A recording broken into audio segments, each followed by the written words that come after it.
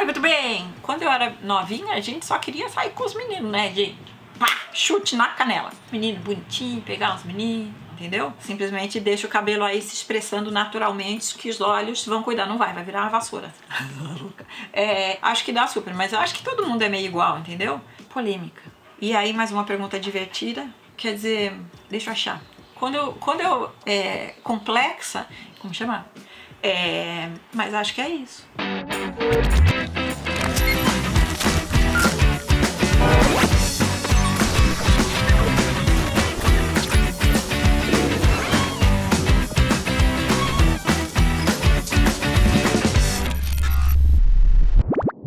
Petit Comitê no ar, respondendo muitas perguntas. Hoje temos muitas perguntas importantes. O povo do Twitter arrasando nas perguntas, como sempre. Eu acho que o povo do Twitter é bem perguntador mesmo, né? É tipo uma cultura da própria rede que a gente pergunta.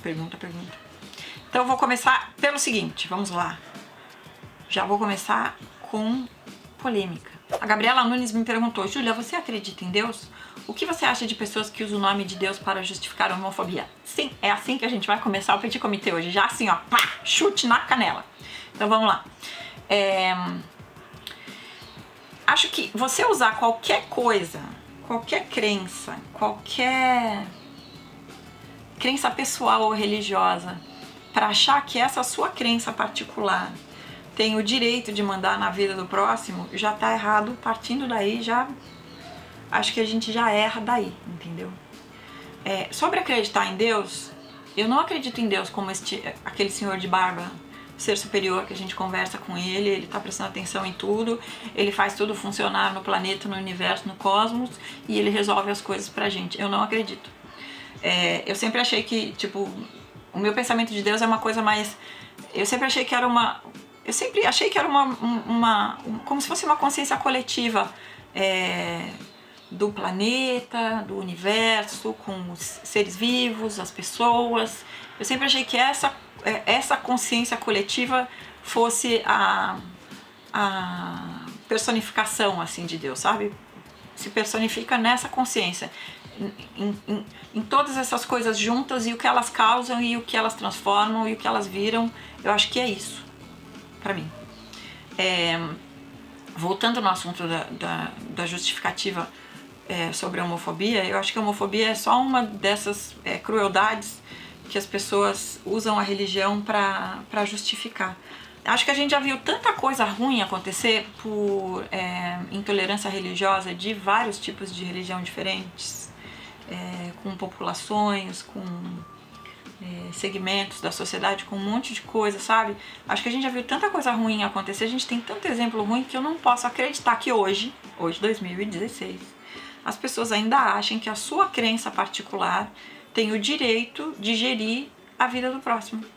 Seja por motivo religioso ou por motivo de crença pessoal. Quer dizer, acho que cada pessoa pode acreditar misticamente no que quiser, veja bem. Só que o próximo não tem nada a ver com isso. Acho que cada um pode ter a sua...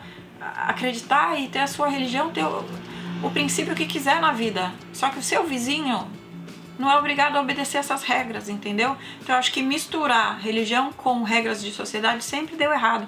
É só estudar a história do mundo e ver que sempre deu errado. E eu acho que as pessoas ficam repetindo, não só em religião, mas na vida, elas ficam repetindo um monte de frases e coisas e crenças que são passadas para elas sem pensar no que significa aquilo. As religiões todas, e eu sempre gostei muito de ler sobre todas elas têm livros incríveis que são complicadíssimos, a linguagem é super complexa, e aí o nego vai lá, pega qualquer frase, traduz a sua compreensão, o que quer dizer aquilo ali, e fica repetindo aquilo como se aquilo fosse verdade. E a intolerância, gente, isso eu posso garantir pra vocês, a intolerância não tá descrita em nenhum desses livros, tá? Então acho que assim, precisa prestar um pouco de atenção. Todas elas, pelo que eu percebi, são sobre união e amor, e não sobre desunião e preconceito e intolerância e o que acaba gerando. Isso tá na cabeça dos homens eu digo, da humanidade, isso tá na cabeça das pessoas.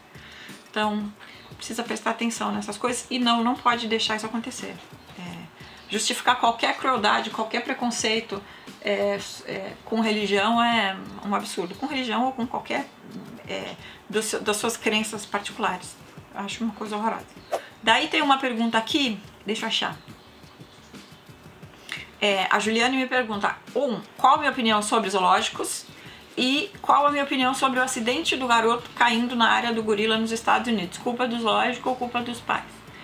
Então, eu acho que zoológico é uma coisa que já nem devia existir mais, né? Acho que eles apareceram quando, sei lá, os exploradores começaram a viajar pelo mundo e viam essas criaturas, espécies que eles nunca tinham visto em outros lugares e traziam sem a menor piedade, sem ter a menor consciência se aquele bicho sofria ou não sofria, se ele tem uma família, se ele fica traumatizado, se ele ficava estressado, botava os bichos no barco e levava pelo mundo e montava uma exposição para mostrar, entendeu?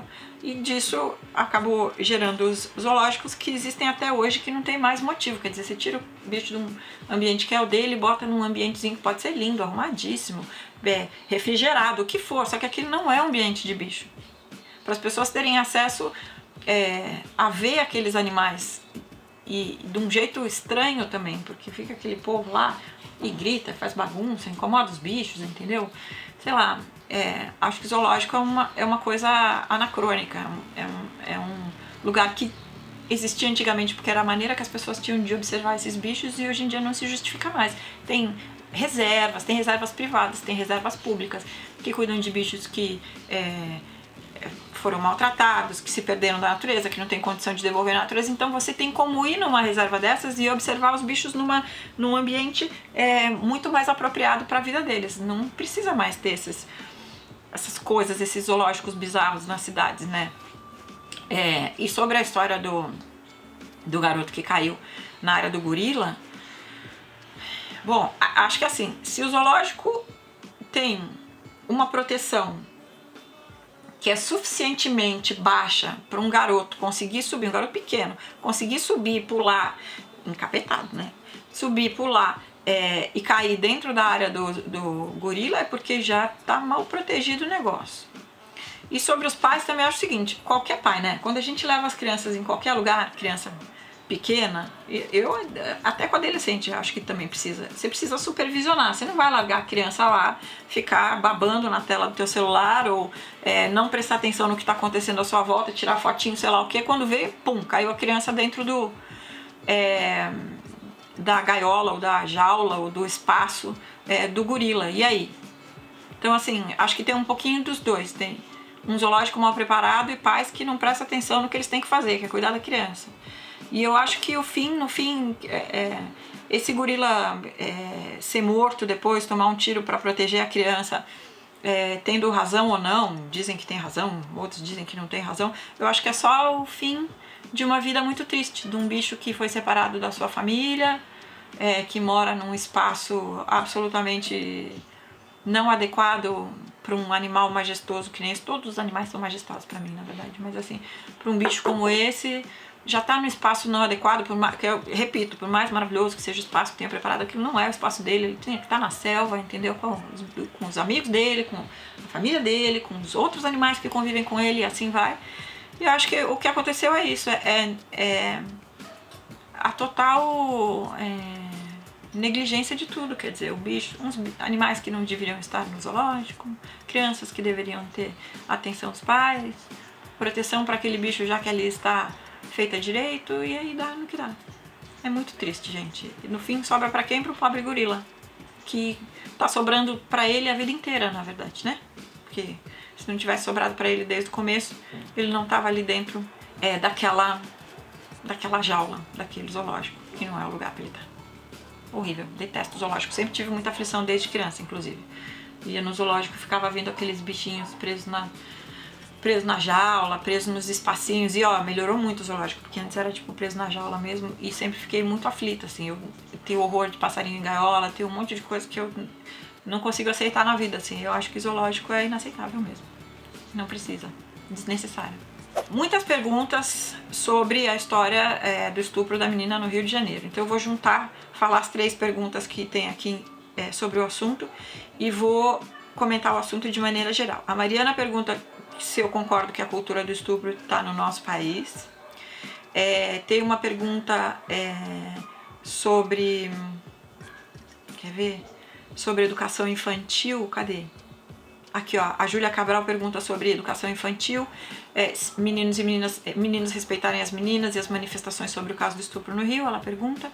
E aí tem a Sara Dianovski, que faz um monte de perguntas, fala sobre as pessoas acharem que toda feminista tem que ser de esquerda, e se os homens podem ajudar no feminismo, por exemplo, dando espaço para as mulheres, compartilhando conhecimento delas com seus próximos. Eu tava fora das redes quando esse assunto explodiu, porque eu tirei o feriado para ficar off, assim, eu faço isso de vez em quando e só respondo mensagem direta, assim, dos amigos, porque estão se comunicando como se fosse telefone, mas não olho a timeline. Aí, na segunda-feira, quando eu fui fazer aquela retomada para dar uma olhada no que tinha acontecido, eu fiquei um pouco apavorada, assim. Um pouco apavorada com a histeria das pessoas, um pouco apavorada das pessoas. As pessoas entram num modo de histeria quando acontecem coisas desse tipo, não especificamente sobre estupro, mas quando acontecem assuntos polêmicos na internet, que elas começam a se atacar, né? Muito louco. Então, antes de mais nada, assim, queria dizer que foi... Ainda bem que eu não estava nas redes, porque foi um pouco assim... Eu vi mulheres atacando mulheres, falando que é burra, você não pode falar disso, porque não sei o que. Gente, a gente está falando sobre proteger mulheres nesse caso. O feminismo é sobre conseguir condições melhores para as mulheres e não conseguir condições melhores para mulheres atacarem mulheres, não é sobre isso. Vi muito ataque, gente sendo muito agressiva para que as pessoas da internet, não foi comigo isso, tá? Eu vi fazendo isso com outras pessoas,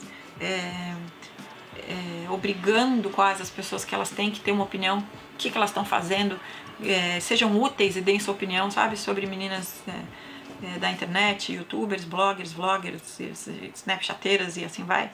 Snapchatinhas. E aí, muita gente atacando, faça alguma coisa útil e fale sobre esse assunto. Sobre isso eu queria, antes de mais nada, dizer assim, que as pessoas não são obrigadas a opinar sobre tudo. E opinar para falar bobagem, às vezes é melhor não opinar. Ou opinar só para participar de uma hashtag, que é o que muita gente faz, para parecer politicamente correta, e botar a hashtag ali, e se expor nessa hashtag para que as pessoas te visualizem, também não adianta muito. Então, assim, achar que as pessoas são obrigadas a ter uma opinião formada sobre tudo não é muito legal. Tem pessoas... estupro é um assunto tão complicado que a maioria das pessoas não consegue nem verbalizar sobre esse assunto. Não consegue nem se expressar sobre isso. Por uma questão de educação ou por uma questão dela mesma, assim, da pessoa não conseguir falar disso. Então eu acho que cobrar esse tipo de coisa e cobrar isso agressivamente, especificamente fazer isso com mulheres, é exatamente a conversa oposta que a gente tem que ter nesse tipo de assunto. E aí eu comecei a ler muito sobre o assunto, comecei a ver umas pesquisas, comecei a ver programas sobre esse assunto, porque aí gera um monte de conteúdo interessante, né? Gente, especialistas falando sobre isso, um monte de pesquisas, um monte de coisas. E a gente vê que é o seguinte... Quando ela fala da educação infantil, aqui na pergunta, é muito importante entender que quando fala da cultura, tem duas coisas assim. Tem a coisa da cultura do estupro, que eu não gosto de falar da cultura do estupro, porque parece que as pessoas são ensinadas a estuprar outras pessoas.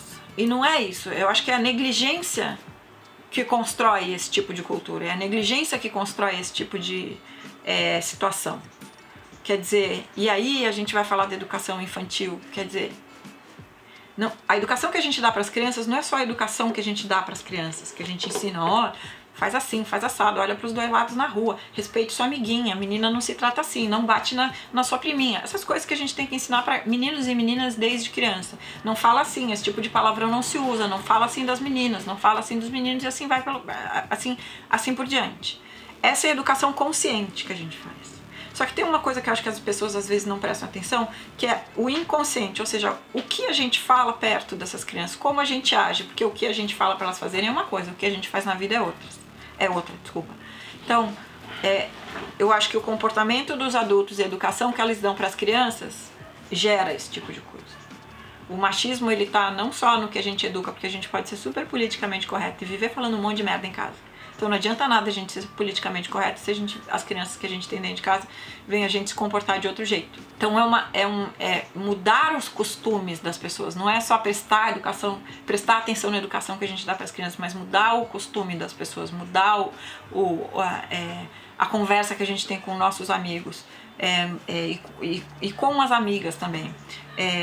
Entender que assim, as mulheres e as crianças são muito, muito, muito vulneráveis ao estupro, mas não são elas também, né? Tem meninos muito vulneráveis, principalmente as crianças, né? As crianças são a grande maioria das vítimas.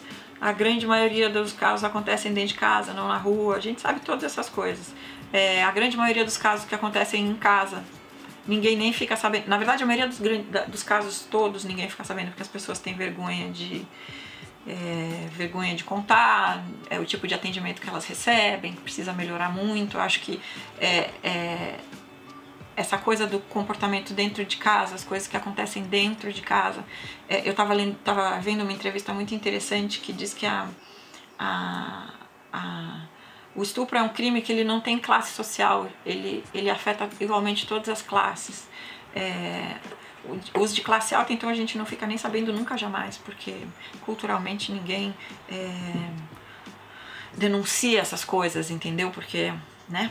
Enfim, uma coisa de comportamento. Eu, por exemplo, quando eu falo desses assuntos, eu sempre fico muito emocionada, na verdade, porque eu sempre tive muitos amigos muito bons. Eu tenho só irmãs, né, 2 irmãs, mas eu sempre tive muitos amigos homens, amigas meninas, mas uma turma de meninos, assim, enorme, sempre, a vida inteira, que cuidavam de mim como uma irmã, assim. Então eu tive sorte de conviver com homens que respeitavam por motivos de educação, sei lá, de índole, sempre respeitaram muito as mulheres e sempre me protegeram muito e sempre tiveram muito respeito com as mulheres em volta deles, entendeu? Então acho que é um pouco isso. Tem 2 coisas que eu acho que não dá, assim. Uma é uns discursos que eu li na internet, por exemplo, de mulheres que eu vivo com medo o tempo inteiro porque eu sou mulher. Eu não vivo com medo o tempo inteiro porque eu sou mulher, assim, sabe? Eu acho que a gente não pode encarar a vida desse jeito. Podem falar que é muito fácil, porque é privilegiado, um monte de coisa, mas assim, acho que a gente não pode viver com medo o tempo todo por nada na vida, nem por ser mulher, nem por morar num lugar X. Tem que viver a vida, entendeu? E eu acho que quando você consegue conviver com pessoas que você convive, que você confia e que te respeitam à sua volta, tudo fica mais fácil. Eu sempre acho que eu tive essa sorte de conviver com essas pessoas, com homens que respeitavam muito mulheres, que sempre não deixavam o mal, coisas complicadas chegarem até mim, assim. Então, você vê que isso vem de pessoas que foram educadas, que pessoas que têm uma índole legal, ainda educando, fazendo tudo. A gente ainda... A índole das pessoas, ou ainda tem coisas patológicas que não se resolvem com a educação. Então, assim, educar é o mínimo que a gente tem que fazer. E educar legalmente também. O que você tem direito, o que é um abuso, o que não é um abuso, o que a gente tem que parar, na verdade, do comportamento das pessoas, das mulheres e dos homens. Que tipo de comportamento a gente tem que ensinar para meninos. O que a gente gostaria que as meninas passassem para os meninos, porque aí vira uma guerra, né, cara? Tipo, homens são demônios, matem os homens, odeio os homens, quero que morram todos. Eu li tanta coisa disso nas redes esses dias, é tão absurdo ouvir esse tipo de coisa, como se fosse tudo culpa de uma espécie, sabe? E não é. A gente não pode esquecer que homens nascem de mulheres, gente. Podem ser adotados por 2 pais, 2 mães, um pai e uma mãe, ou eles podem ser gerados, mas eles nascem de mulheres. A responsabilidade de educar meninos tem muito a ver com a educação que as mulheres dão para esses meninos e do que esses meninos veem em casa, como essas mulheres são tratadas e o que esses meninos repetem de comportamento do que eles viram em casa. Por isso que eu falo, a educação é muito importante, a educação consciente, mas o ambiente é muito importante. E o ambiente, eu acho que do país é muito importante. Quer dizer, o cara que pensa em fazer alguma coisa errada tem que pensar 2 vezes, porque ele vai ser castigado, ele vai pagar por aquilo. A gente tem leis e a gente tem uma justiça que funciona e faz com que as pessoas paguem. Então é todo um processo, sabe? Mas principalmente, parem de brigar. Eu falo tanto isso aqui no Petit Comité, parem de brigar. xingar outras mulheres, afastar os homens não vai resolver. Nesses momentos o que a gente tem que fazer é unir todo mundo. E tentar melhorar a sociedade, não melhorar um grupo da sociedade e o resto que se lixe. É assim que acontece esse tipo de merda. É você ignorando o próximo. Só pra eu terminar, a Mariana fala assim, se a cultura do estupro está no nosso país. A cultura do estupro está no mundo. Está no mundo que as pessoas acham que ela tem direito a invadir o corpo de outra pessoa, literalmente. Então é isso que a gente tem que educar as pessoas. Pessoas, seres vivos, não são objetos de uso de ninguém. As pessoas, é o que eu falo, todos os seres vivos têm direito à sua individualidade. Essa individualidade tem que ser respeitada, entendeu? Vamos falar de assuntos mais leves, por favor? Tá muito pesado essas conversas de hoje. Vamos lá. Se eu prefiro sushi ou churrasco? Larissa Barnes. Aí sim, minha gente, falando de comida. Prefiro sushi ou churrasco? Eu prefiro os dois, separadamente, não no mesmo dia. Gosto dos dois igualmente. Queria fazer sushi como eu sei fazer churrasco. Eu não sei fazer sushi, mas eu queria saber fazer. Porque churrasco eu sei. Aí eu ia poder fazer em casa. Isso é ainda conquistarei esta sabedoria. Fazer sushi. Cortar peixes para sashimi. Vou arrasar. Um dia, quem sabe. A própria Larissa me perguntou uma outra coisa. Quais são as maiores inseguranças quando mais nova, em relação à vida amorosa, carreira, essa nóia de quem tem 20 e poucos anos? Ai, gente, não sei, quando eu era novinha, a gente só queria sair com os meninos, né, gente? Menino bonitinho, pegar uns meninos. Aí apaixonava, achava que ia morrer. Acho que todo mundo é meio igual, entendeu?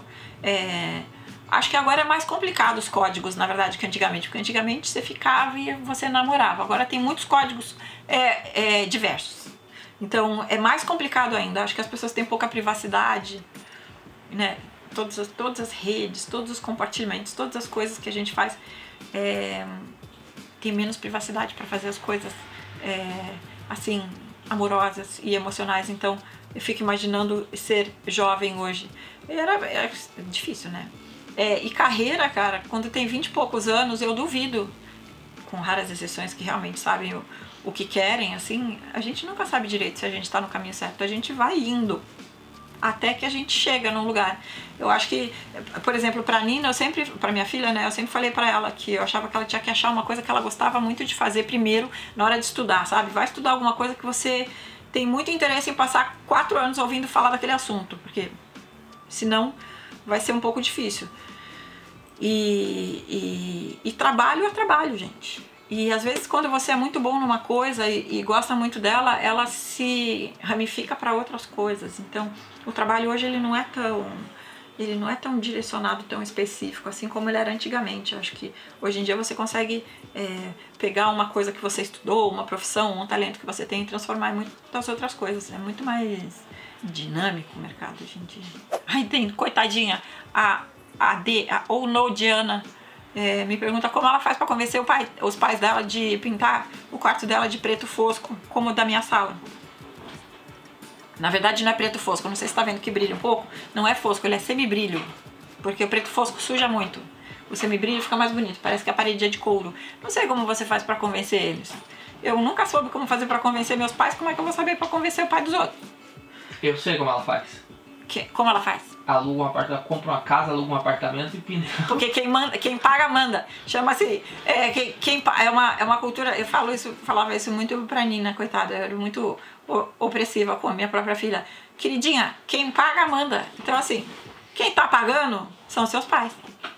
Quem paga manda. O dia que você tiver o seu próprio quarto, o seu próprio apartamento, como acabou de dizer Thiago Gás aqui, você vai poder mandar no seu próprio apartamento. Eu não sei como convencer pais. Eu nunca consegui convencer meu pai e minha mãe de nada. Eu sempre tentava me virar com o que já tinha ali à disposição, porque se eu ficasse tentando convencer eles de muita coisa, eu não conseguia. Então eu não sou uma pessoa muito convincente com pais. Mas acho que é isso. Talvez você pode negociar com eles alguma coisa que eles gostariam que você fizesse. Aí você negocia a parede preta. Mas semibrilho, tá? Porque preto fosco fica muito pesado. E aí, sabe o que você faz também? Se eles acham que vai ficar horroroso, vai no Pinterest e pega umas referências de casa bonita, assim, bem arrumada, que tem parede preta, que eles vão ver que parede preta não é uma coisa do capeta, assim, não vai ficar pesado e horroroso. Aqui em casa tem luz, é super clarinho e tudo, e tem as paredes pretas. Mas tem bastante branco, tá vendo? Tudo branquinho em volta. Então é isso. Convence aí, meu. Faz parte da nossa própria educação, que a gente se autoeduca, convencer os adultos. Difícil isso aí. E a Nica me pergunta o seguinte: o que eu acho das técnicas no pull e low pull? Eu sempre dou risada porque pra mim tá errado isso aí, gente. Esses nomes não estão muito... ela começou a rir também porque a gente não tem... Eu não tenho, como chama? Não tenho psicologia, não tenho maturidade pra falar esses nomes. Eu vou explicar um pouco, pra quem não sabe o que é low pull e no pull. É você não usar shampoo nenhum na vida, ou você lavar o cabelo com shampoo minimamente. Eu acho que quem tem cabelo natural, dá até pra parar de usar shampoo. Porque se você não fez nenhum tratamento químico que você precisa reidratar o cabelo, se você não faz química sempre que você vai acabar usando shampoo, que você não precisa tratar esse cabelo, ou seja, o cabelo é natural, bonitinho, você não vai lá e não faz nada com ele, dá até pra parar de usar shampoo. O low pull, por exemplo, eu mesma, eu lavo pouco o cabelo. Eu tenho cabelo tingido, né? Daí fica um pouco difícil de eu parar de usar shampoo, porque eu realmente preciso tratar o cabelo. Então não dá pra simplesmente deixar o cabelo aí se expressando naturalmente, que os olhos vão cuidar, não vai virar uma vassoura. Porém, eu gosto de lavar pouco o cabelo, porque como o meu cabelo é ruivo, tingido, comprado, se eu lavar muito, ele desbota e ele deixa de ter essa cor bonita. Então eu lavo o mínimo possível. E dá até, por exemplo, tem dias que dá até pra você só passar água no cabelo, não ter que fazer a lavagem completa, porque ele já dá uma limpada. Não o dia que o cabelo tá xixilento, se o cabelo tá sujo, tem que lavar, não tem jeito. Mas se você, sei lá, foi pra academia e saiu, às vezes só a água já resolve. Eu não só lavo pouco o cabelo, mas eu tenho às vezes costume de não usar, às vezes lavo com shampoo e não lavo com condicionador. Acho que dá super, mas acho que essas coisas de no pull, ou seja, não usar shampoo nenhum, lavar o cabelo só com água, é só pra quem tem cabelo natural mesmo. Porque olha, cabelo tingido, gente, precisa de socorro. Cabelo tingido ou com química, né? Precisa de socorro. Acho que é isso hoje. Tem mais perguntas aqui, mas eu vou guardar. Vou guardar para outro dia, senão eu fico muitas horas. As perguntas de hoje eram muito cascudas. Só queria terminar falando um pouco mais dessa história da menina do Rio de Janeiro. Vamos resumir, gente. Não pode tirar foto de pessoas nuas sem autorização, nuas ou o que for, entendeu? Eu tô falando de uma maneira muito mais leve, mas assim, não, você não pode tirar uma foto de uma pessoa sem autorização dela, muito menos divulgar essa foto. Não, você não pode tocar uma pessoa sem autorização dela, sem que ela queira. Se uma menina virar pra você e falar não, é pra parar na hora qualquer coisa que você estiver fazendo. E uma menina ou um menino, veja bem, qualquer coisa, o corpo das pessoas não deve ser invadido de maneira nenhuma. Se a pessoa vir e falar assim, não, é não, entendeu? E eu não preciso nem entrar no fato da pessoa estar inconsciente, né? Uma pessoa que estiver inconsciente ou bêbada demais ou está fora do jogo, você não pode fazer nada com essa pessoa, porque a pessoa não está em sã consciência do que ela está fazendo. Meninos e meninas, se cuidem e cuidem dos outros. Vocês têm que se cuidar, pensa no que vocês estão fazendo e pensa nos outros também, no que os outros estão fazendo. Viver em sociedade é assim, a gente não pensa só na gente, no que eu quero. Eu quero beijar a menina, ou eu quero ficar muito louca. Pensa no próximo. A pessoa quer que eu beije essa pessoa, a pessoa quer que eu pegue no braço dessa pessoa, e assim vai. Tá? Se cuidem, de verdade. Prestem atenção na vida, por favor. É isso. Eu fico muito horrorizada com essas histórias. Vou fazer o jabá do Bensolino. Assinem o canal, se gostaram do vídeo, compartilhem com seus amigos. Mandem mais perguntas. O povo do YouTube tá meio lento, viu? Vou falar. O povo do YouTube tá lento, o povo dos comentários do Petisco tá lento, o povo do Twitter, nota 10, tá arrasando. Thiago Gás. Aqui, se gostou, Thiago Gás tá fazendo. Aqui, se gostou, se não gostou também, tudo bem. Eu vou botar uma GoPro no Thiago Gás um dia. Por enquanto não temos GoPro. Por enquanto temos uma câmera. Vou botar a GoPro nele um dia pra vocês verem as palhaçadas deles. É isso, gente. Até o próximo. Mandem perguntas, povo do Twitter, nota 10. 10! É isso. Beijo. Tchau.